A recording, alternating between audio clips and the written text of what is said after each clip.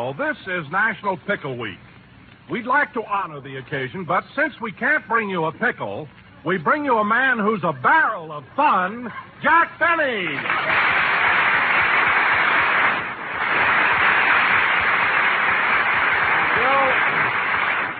Thank you. Hello again. This is Jack Benny talking. And, Don, you certainly went a long way for that introduction, didn't you? Oh, no, I didn't, Jack. This really is National Pickle Week. Well, dilly. Jack, a pickle's nothing to laugh at. Our first joke proved your point. But as long as it is National Pickle Week, I want to say congratulations to all the Mama Pickles, Papa Pickles, and all the little boys and gherkins. Now, Don, let's get on with the... Hello, Jack. Oh, hello, Mary. I'm glad you got over your cold. We missed you last week. Well, thanks. What are you and Don talking about? What are we talking about? You mean you haven't heard? Heard what? All over the country, flags are flying, parades are forming, and you don't know? No, what? Mary, this is National Pickle Week.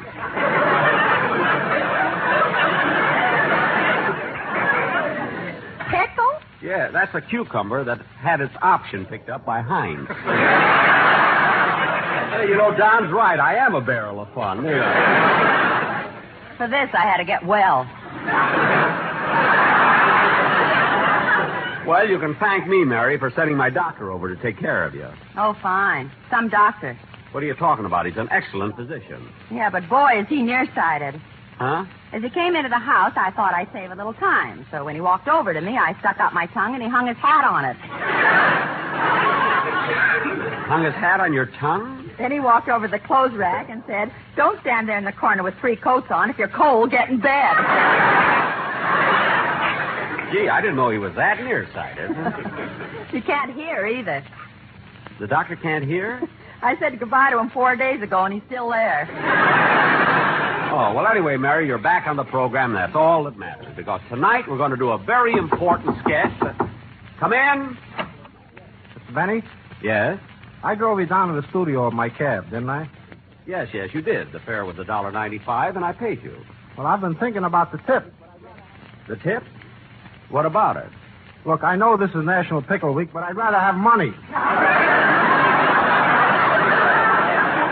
You'll keep what I gave you. Goodbye.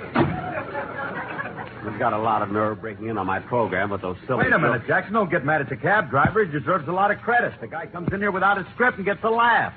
So what? Well, that's the way we'll all have to do on television. No scripts, no nothing. We'll have to ad-lib our way. Well, I won't have any trouble. I'm a barrel of fun. I don't care if you're a barrel of bourbon. Sit down and learn. Oh, yes, you do.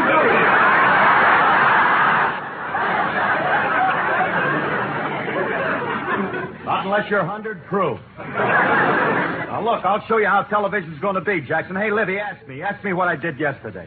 Okay, Phil. What'd you do yesterday? I played golf. See, it's easy. Well, Phil, what's funny about that? Don't rush me. Now, come on, Liv. Ask me what happened on the first tee.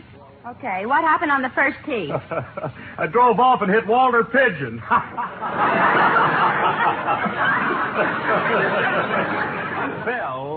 Phil, what's funny about hitting Walter Pigeon? Well, don't you get it? On my first shot, I got a birdie. Phil, you're going to do a corny routine like that on television? Well, that's the idea, Jackson. Milton Berle will steal it, get thrown off of television, and then there's a chance for us. Well, I hope he steals our first 3 pages. It'll give him a running start.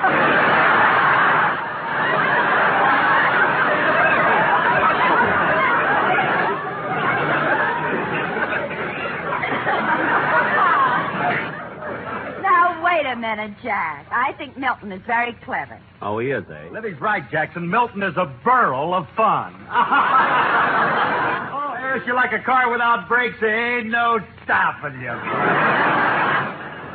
Don't worry, folks. He'll be normal in a couple of days. Yoakum's moon will soon be over. Now, look, kids, I started to tell you that we have a very important sketch to do tonight. Oh, hello, Mr. Benny. Oh, hello, Dennis. What's that you're eating? A pickle. A pickle? Yeah, cab driver gave it to me in change.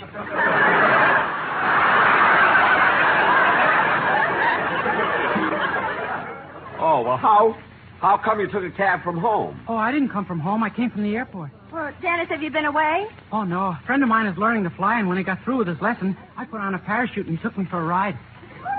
Dennis, your friend is just learning to fly, and you went for a ride with him? Uh-huh. Weren't you afraid? Afraid of what? We were riding in his car. Now, wait a minute. Look, kid, if you were riding in a car, why did you wear a parachute? In case he went up on a grease rack. Well, I asked a question, he gave me an answer. And it wasn't bad for this late in the season. Imagine going up on a grease rack. You know, Dennis, you're silly, but you're cute. Yeah, you dames are all alike. What? You go nuts about men who live dangerously. Dennis. Kiss me, Liv. Well, of all that kid gets sillier every program. By the time we go off the air... Mary!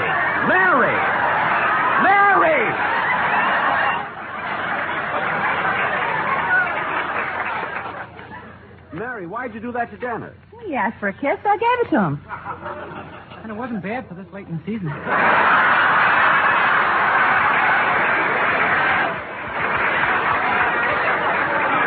All right. Now, look, Dennis, we got a very important sketch to do tonight, so sing your song now. I'm a nervous wreck, but I'll try. Oh.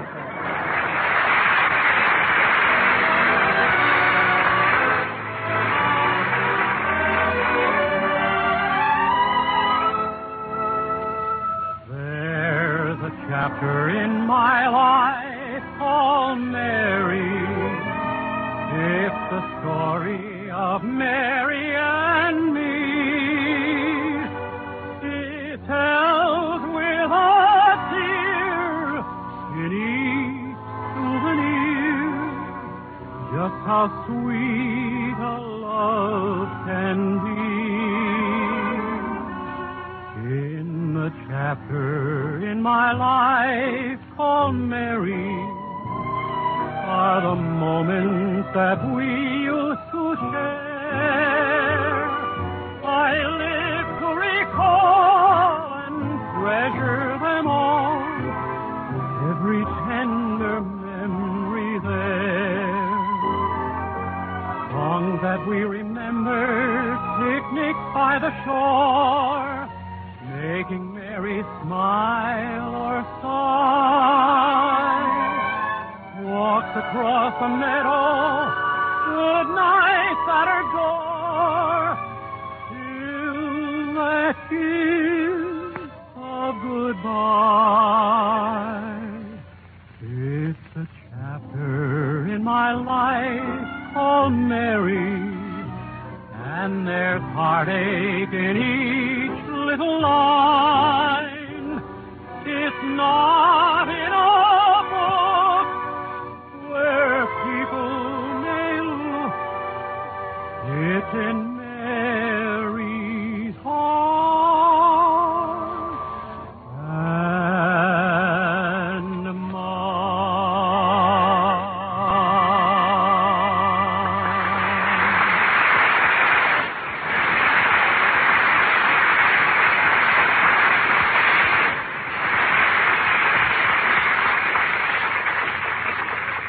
A chapter in my life of Dennis Day called Mary, sung by Dennis Day. And very good, Dennis. And now, ladies and gentlemen, tonight for our feature attraction, we're going to do our own original story based on those two great fight pictures, The Champion and The Setup.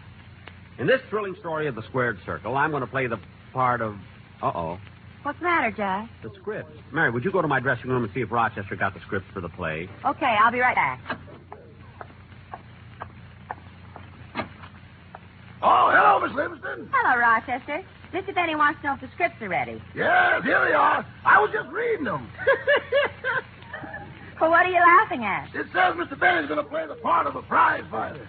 Well, I don't think it's so far-fetched for Mr. Benny to be a prize fighter. After all, he does have a nice physique. Miss Livingston, you see him with his clothes on. I undress him.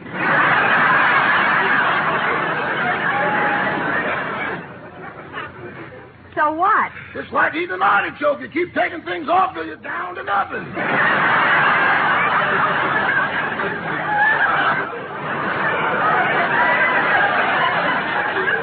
Oh, Rochester, stop stop making things up. Are you going to listen to the sketch? Oh, no. While the program is on, I have to call people up and find out who their favorite comedian is. Well, I thought Mr. Hooper did that. We have our own system. Would you like to see how it works? Yes. Okay. I'll take some numbers from the telephone book. I'll start with this one.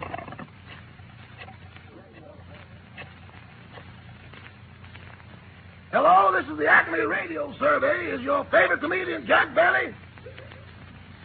Oh.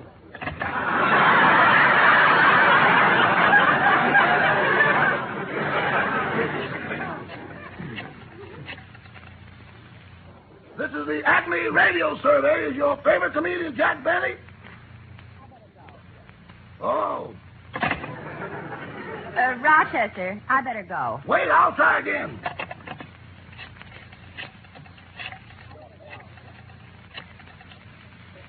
This is the Acme Radio Survey. Is your favorite comedian Jack Benny?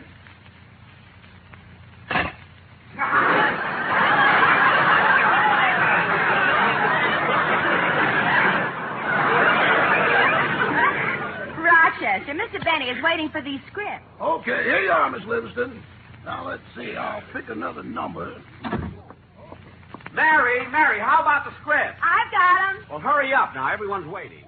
Don, you hand them out, will you? All right, Jack. Now, kids, when we do this play, I want everybody to try... I'll get it. Hello?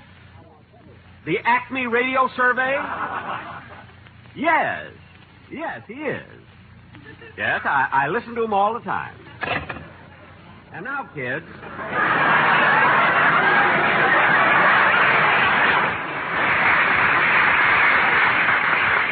And now, kids, as I was saying... Boss, I found one!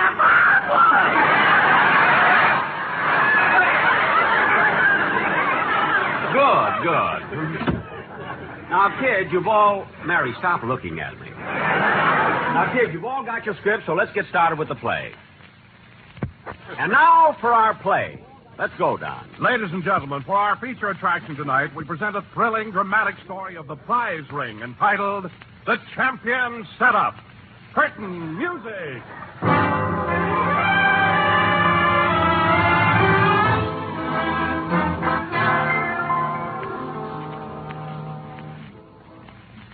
My name is Midge Benny. I'm the middleweight champion of the world. People say I'm a heel. Say I slugged my own grandmother.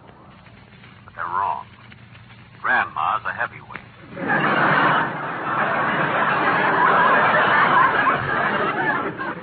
My struggle to the championship was a tough one. It started 2 years ago. I was trudging along a dusty Kansas road, hitchhiking with my best friend, Bubble. Tired, Bubble? Pretty much, Midge. Well, we'll be in Los Angeles in a few days. Now, here's the great place. Hey, Bubble, look out. Here comes a car. Hey, do you boys want a lift? The car stopped in front of us. It was the latest model driven by a beautiful girl with a convertible top.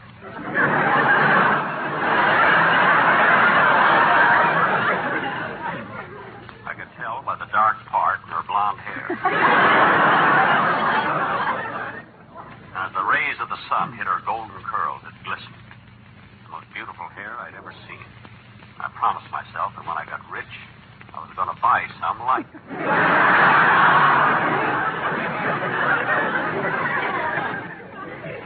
There was a man sitting next to her. As Bubbles and I started to get into the car, she said, Hop into the back seat, boys. Thanks a lot. Don't mention it. Gee, that's a beautiful car. What kind is it? It's a Cadillac. I thought it was a Buick. Look at all those holes in the side. We got those in an argument with the sheriff in El Paso. Oh. How far are you boys going? All the way to Los Angeles. Los Angeles, eh? I got an aunt who lives in a suburb of Los Angeles. Glendale? No, Tehachapi.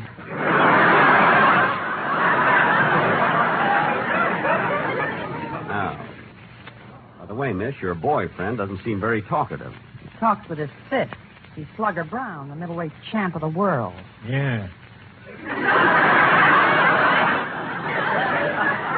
We can only take you boys as far as Omaha. Slugger's fighting there tonight. Yeah.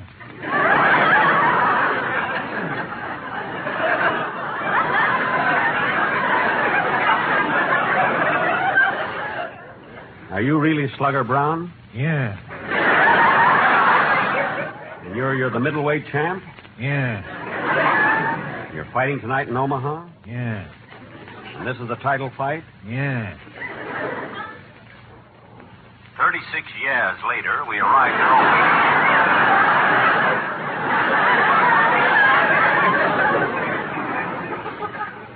During the ride, I found out a lot about Slugger and his girlfriend, Dill. Her name used to be Mary, but she changed it in honor of National Pickle Week.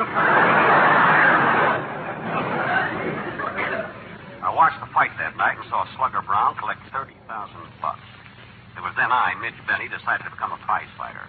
Bubbles and I hitchhiked to Los Angeles, and I went to see the foremost fight manager in town. I stripped myself to the waist. He looked at my chest and said, That reminds me, I'm having spare ribs for dinner.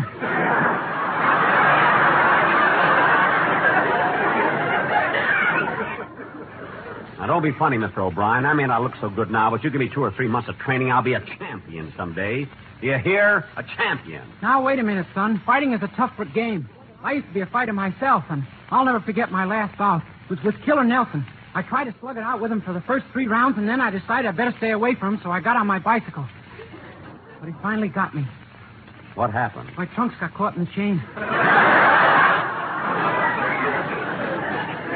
Oh. Then you didn't win the fight.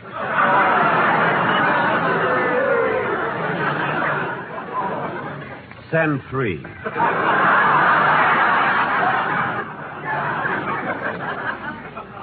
Now, look, Mr. O'Brien, I want to be a fighter. Will you handle me? All right, kid. I'll be your manager. Go over to the gym and let my trainer, Punchy McNeil, get you in condition. Bubbles and I went over to the gym. It was a large, gloomy place smelling of liniment. Here in this edifice of concrete and steel, men dedicated their lives to the inhuman pursuit of angling and maiming. It was here that the beast in man overrode all human qualities, and one man would try to batter another's confidence beyond recognition for the sake of monetary reward. Gee, that new rider I got from Lux is terrific.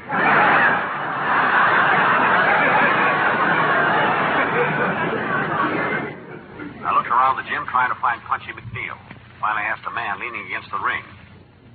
Excuse me, mister, but I'm looking for Punchy McNeil. Yeah, that's me.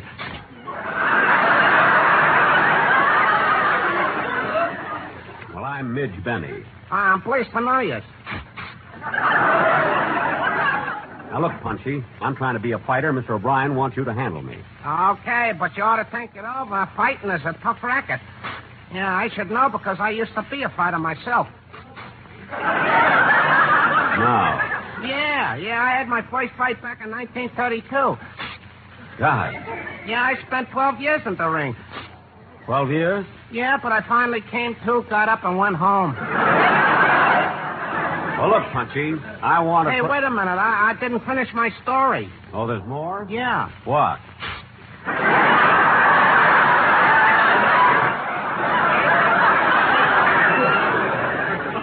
Oh, well, tell me, Punchy.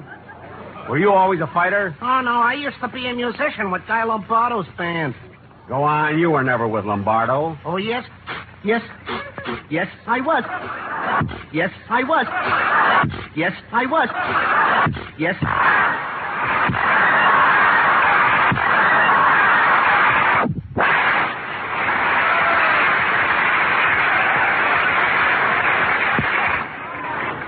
You're a little flat on that last... Hey, come on, Mitch. Let's start training. 2 weeks later, I won my first fight. A week later, my second, and my third, fourth, fifth, until I had won 28 fights. In 2 short years, I was matched to fight the champ, Slugger Brown. I was in my dressing room with my manager when the door opened. Hello, Midge. How you doing? It was her again. She was wearing a dress that must have been made by the Hudson Automobile Company. The neckline was so low, she had to step down to get into it. Hello, baby. How's about a date tonight after I knock out the champ? I got news for you, Midge. You're not knocking out anybody. You're throwing the fight. Are you kidding? You don't believe me? Here's your manager. Ask him. O'Brien, are you crazy? Would I fight for 2 years in tank towns for this? Would I spend 2 years getting my brains knocked out just so I could take a dive? Would I work my way up to the title bout just to throw the fight? Would I? Would I? Why don't you turn the page and find out?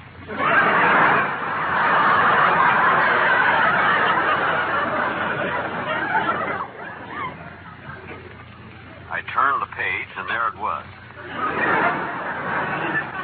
I was to take a dive in the 5th round. My new writer from Lux had double-crossed me. I was going to do it. I'd worked and fought to be champion. And tonight, I was going to fight to win. Introducing at 159 pounds, wearing purple trunks, the middleweight champion of the world, Slugger Brown. And his worthy opponent, weighing 155 pounds, wearing bifocal glasses, Mr. Benny.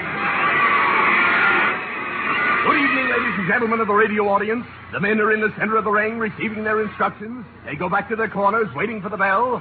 And there it is, round 1. Slugger comes out of his corner and starts mixing furiously. Midge meets him like a wildcat with the right and the left. And now for a few words from our sponsor. Look sharp, feel sharp, be sharp. Use a wherever grindstone and sharpen your silly face off. Now back to the fight. Well, that was an exciting round.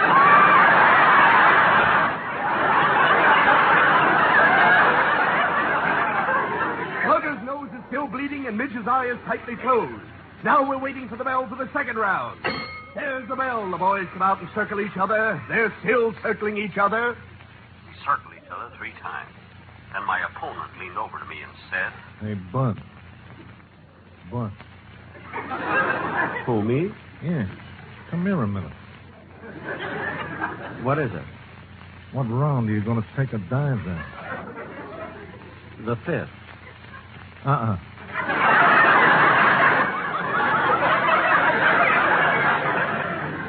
What? Make it the 3rd. The 3rd, why? My feet are killing me.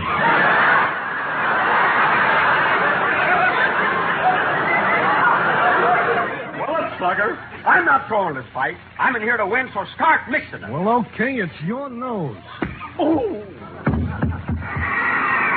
The champ lands a terrific right cross and Midge Benny is down. Yes, I was down. The referee is counting over him. Yes, the referee was counting over. The count is up to 5. Yes, the count was up to 5. Now Midge is rolling over on his back. Yes, I was rolling over on my back. Why don't you shut up? Yes, why don't I shut up? As I lay there beaten and dazed, my whole career flashed in front of me. How it started 2 years ago, when I was trudging along a dusty Kansas road, hitchhiking with my best friend, Bubbles.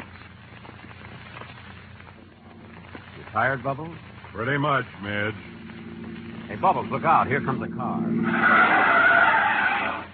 Hey, you boys want a lift? Oh, no, we're not going through that again. Come on, Bubbles. Ladies and gentlemen, we'll be with you again next Sunday night at the same time when we... I'll get it. Hello? Mr. Benny, Speaking. I am the president of the Pasadena Pickle Factory, and I want to thank you for saving me 200 gallons of vinegar. I saved you 200 gallons of vinegar? Yeah, while your program was on, we had our cucumbers next to the radio, and they all turned sour.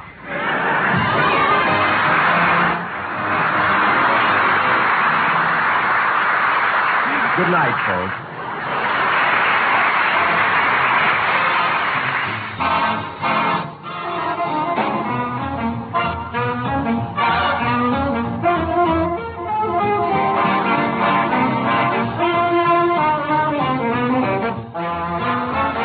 Speaking.